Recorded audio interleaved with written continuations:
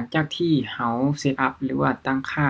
ตัวระบบสำเร็จแล้วต่อไปจะเป็นการเพิ่มสินค้าเข้าระบบเพื่อบ่ให้เสียเวลาต่อไปเลยวิธีการเพิ่มสินค้าเข้าระบบเนาะก็คือมานี่เนาะมาที่จัดการสินค้าอยู่ในนี้ก็จะมี3แท็บอยู่เทิงนี้ให้เลือกเนาะก็คือแท็บของคลังสินค้าแล้วก็แท็บของประเภทสินค้าแล้วก็มีแบรนด์สินค้าแต่ว่าแบรนด์สินค้าปัจจุบันนี้แม่นกำลังพัฒนาอยู่เนาะต่อไปจะไปเบิ่งที่คลังสินค้าในคลังสินค้าเฮามีหยังเด้ก็จะมีรายการสินค้าทั้งหมดในสต็อกเฮามีจักรายการแล้วก็มีจำนวนสินค้าในคลังทั้งหมดเท่าใดมีเพิ่มสินค้าอยู่นี่อยู่ในนี้ก็จะเป็นสินค้าทั้งหมดของห้านเฮาก็สิประมาณนี้หน้าที่1นี่แสดงแม่นสูงสุด50รายการอยู่ในนี้ก็จะเป็นคลังสินค้าถ้าหากว่ายังบ่มีสินค้าเนาะไปเพิ่มสินค้านั้นมีอยู่2รูปแบบหรือว่า2แบบให้เลือกในการเพิ่มสินค้าก็คือแบบเพิ่มสินค้าเทื่อละรายการหรือว่าจำนวนน้อยอันนี้แล้วแบบที่2ตัวนี้จะเป็นการเพิ่มสินค้าด้วย Excel นั่นหรือว่าเพิ่มสินค้าด้วยจำนวนหลายเบิ่งวิธีทำอินก็คือเพิ่มสินค้าธรรมดาหรือว่าเพิ่มเทื่อละรายการใน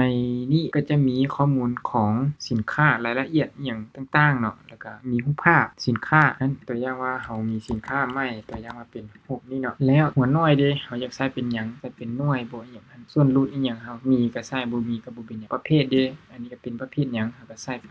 แล้วบัดนี้สกุลเงินเฮาอยากขายเป็นเงินกีบบ่หรือว่าเป็นบาทดอลลาร์บ่อิหยังก็ใช้ไปตัวอย่างว่าบาทก็เลือกเอาดอลลาร์นี่ก็เลือกเอาเนาะประมาณนี้ทับลงมาเฮาสิมีออปชันให้เลือกอยู่2ออปชันก็คือออปชันนี้หมายความว่ารายละเอียดของสินค้าของเฮานั่นแหละก็คือแบบที่1ก็คือบ่ใช้ออปชันนะก็จะมีแต่ชื่อราคาต้นทุนราคาขายแล้วก็จำนวนรหัส CF เท่านั้นถ้าหากว่าใช้แบบออปชันเด้มันก็จะต่างไปนิดนึงนะรายละเอียดเพิ่มขึ้นใช้ออปชันปุ๊บมันก็จะมีราคาต้นทุนตัวอย่างว่าใช้ไปเนาะ12ล้านคอมนี่ราคาขายของเฮาอาจจะขายเป็น15บ่อย่างนั้นก็แล้วไปหรืออาจจะใช้เป็นบาท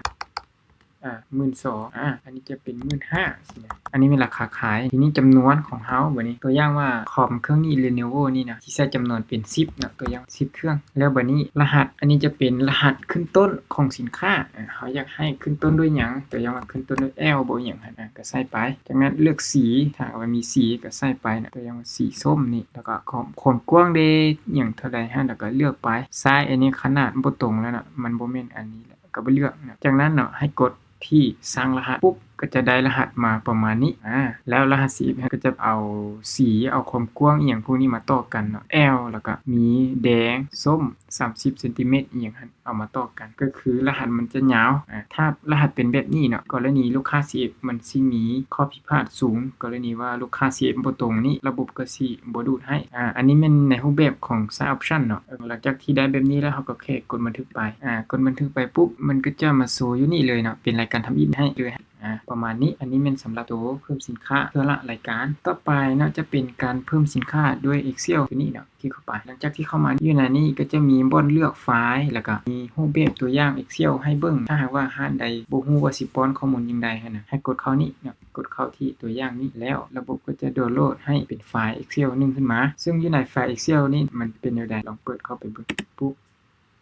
มันก็สิเป็นประมาณนี้ซึ่งอยู่ในไฟล์ Excel นี้สิมีรหัส CF น่ะชื่อสินค้าหัวหน่วยจำนวนบ่ราคาต้นทุนบ่ราคาขายสกุลเงินบ่อิหยังหั่นเนาะให้ลูกค้าหั่นน่ะดาวน์โหลดไฟล์นั้นมาปุ๊บให้เปิดไปที่ Excel เนาะแล้วจากนั้นให้ตึมข้อมูลใส่หรือว่าคีย์ข้อมูลสินค้าของเฮาที่เฮามีหั่นใส่เนาะมีจากรายการคีย์เข้าไปรหัส CF ชื่อสินค้าหัวหน่วยจำนวนราคาขายก็ใส่ไปหลังจากที่คีย์ข้อมูลอยู่ Excel หั่นสำเร็จแล้วให้กดเซฟไว้ดีๆแล้วก็ปิดไฟล์เซฟมาแล้วมาที่นี่เช่นยังมาเลือกไฟล์แล้วก็เลือกไฟล์ที่เฮามีตัวอย่างว่าไฟล์เมื่อกี้เป็นตัวนี้เปิดมาก็จะได้ไฟล์มาโชว์ประมาณอยู่นี้และอยู่ในนี้เฮาสามารถมาอัปเดตหรือว่ามาแก้ไขได้อีกตัวอย่างว่ารหัสนี้เฮาบ่อยากได้เฮาก็อัปเดตเป็นรหัสใหม่ตัวอย่างว่าเป็นอันนี้เนาะเป็นรหัสใหม่เข้าไปสินะ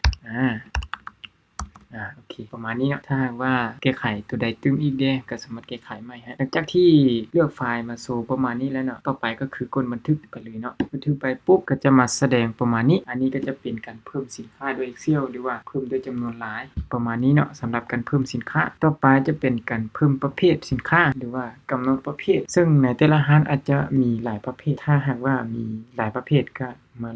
สร้างประเภทไว้เพื่อให้สะดวกเวลาที่สร้างสินค้าเราจะได้เลือกประเภทมาใส่จุดนี้นะตัวอย่างว่ามีเครื่องเฟอร์นิเจอร์